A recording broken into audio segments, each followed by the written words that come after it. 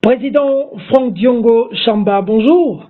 Bonjour. Vous êtes le président du MLP, un leader national. Oui. Une situation prévaut aujourd'hui au niveau du Katanga où la résidence de chairman Moïse Katumbi Tchapwe a été attaquée. Quelle analyse faites-vous de cette situation aujourd'hui? Merci beaucoup, Peter. Premier élément, c'est la protestation. On attaque la résidence d'un grand leader qui est l'honorable Moïse Katumbi. Il faut condamner, je condamne, je proteste et j'exige bien entendu une enquête sérieuse pour permettre de découvrir l'exécutant et les commanditaires.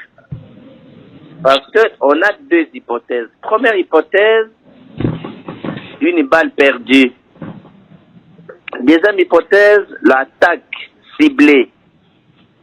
Alors, si c'était une balle perdue, comment une balle perdue va perforer? D'abord, vous avez une grande parcelle. La grande parcelle, vous savez que Moïse Katumbi, dans cette parcelle-là, il a pris 6 avenues. Comment une grande parcelle qui prend 6 avenues et la chambre à coucher est au cœur de la grande parcelle? Comment une balle perdue de l'avenue de l'extérieur va perforer des tôles en cuivre? C'est-à-dire, ça dure. Des tôles en cuivre, ça perfore des tôles en cuivre et ça calcule ça perfore jusque dans la chambre à coucher. Et la balle a été ramassée. Donc, il faut écarter la thèse d'une balle perdue. Parce que ça perfore tôle, plafond, et juste ça tombe dans la chambre à coucher. Donc, ce sont des experts, des spécialistes qui ont ciblé Moïse Katumbi. Est-ce que c'est un avertissement, comme tout le monde sait qu'il n'est pas là? Et comment ça coïncide au moment où il refuse la réconciliation avec Kabila? Comment cette coïncidence-là, dans moins de 2 semaines qu'il a refusé la réconciliation avec Kabila, et dans moins de 2 semaines, on tire d'une balle réelle qui perfore sa chambre à coucher. Donc, ça démontre que Moïse Katumbi est en insécurité au Katanga. Je demanderai à son Excellence le président de la République de sécuriser l'honorable Moïse Katumbi qui est en insécurité par rapport à cet acte-là. Mais quel rapprochement avec la réconciliation Kabila-Katumbi? Je m'interroge comment cette spontanéité, je vois que dans la même semaine ou dans les 10 jours qui suivaient, le refus, vous avez vu qu'on a envoyé une équipe aller dans sa ferme et que ils ont été chassés. Ils ont été chassés, vous avez vu les images. Et comment la même semaine on les menace de mort? Parce que c'est une attaque ciblée. Donc ça a des liens politiques.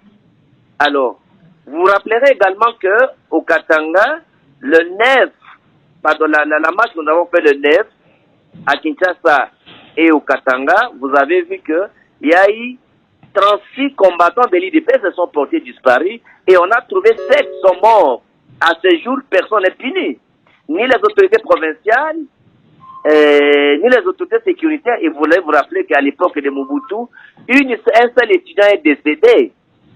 Vous avez vu que le gouverneur était suspendu.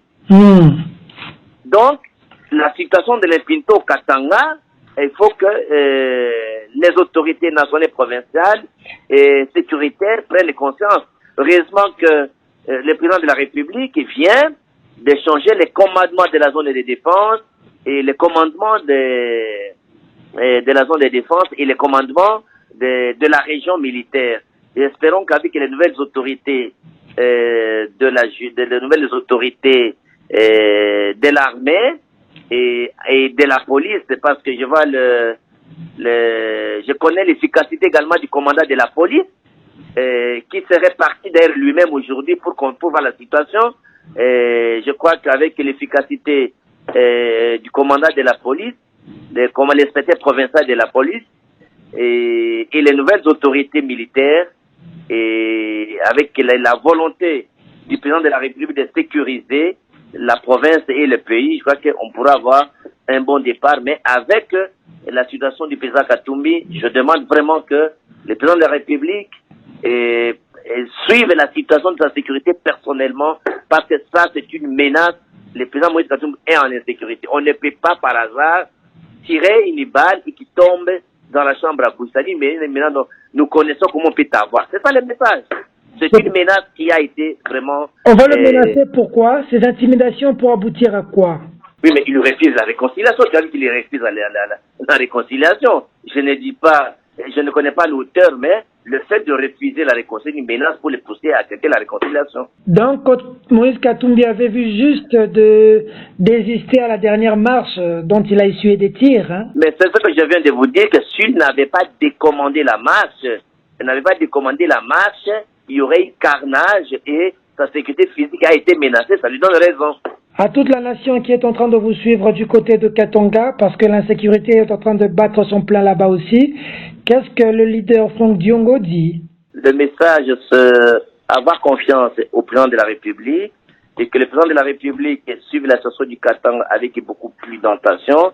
Nous remercions le changement du commandement de la ville, le commandement de la zone de défense, le commandement de la région, et que les autorités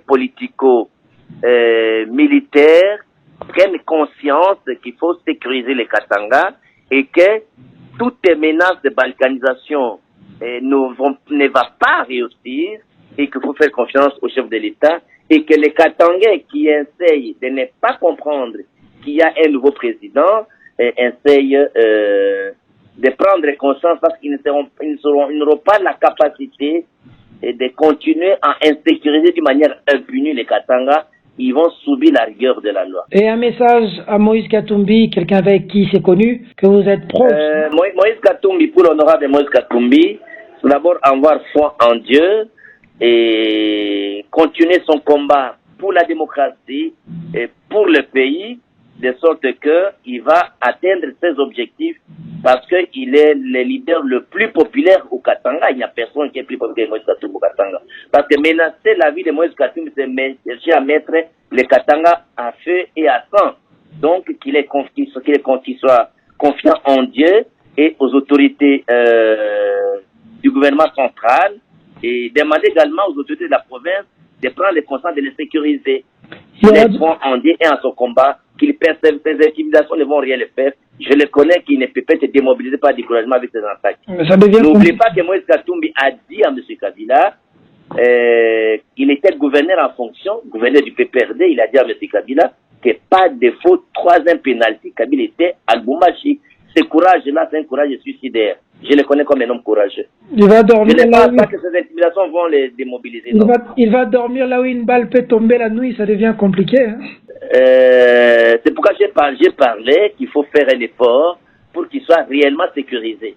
Et les mesures de sécurité doivent être prises. C'est pourquoi j'ai demandé au président de son Excellence, le président de la République, mais c'est le président Félix Tshisekedi, de prendre deux mesures pour que Moïse Katumbi soit sécurisé. Parce qu'il est rentré au Congo avec l'appui du chef de l'État qui lui a remis son passeport et sa nationalité congolaise. Moïse Katumbi est très reconnaissant à son frère Félix Tshisekedi. Dernière question. Moïse est dans l'opposition, Fachi au pouvoir. Vous faites comment pour être avec les deux? Oui, mais Franck Diongo est héros vivant. Je soutiens la politique du chef de l'État. Je soutiens le chef de l'État. Mais je n'accepte pas la coalition.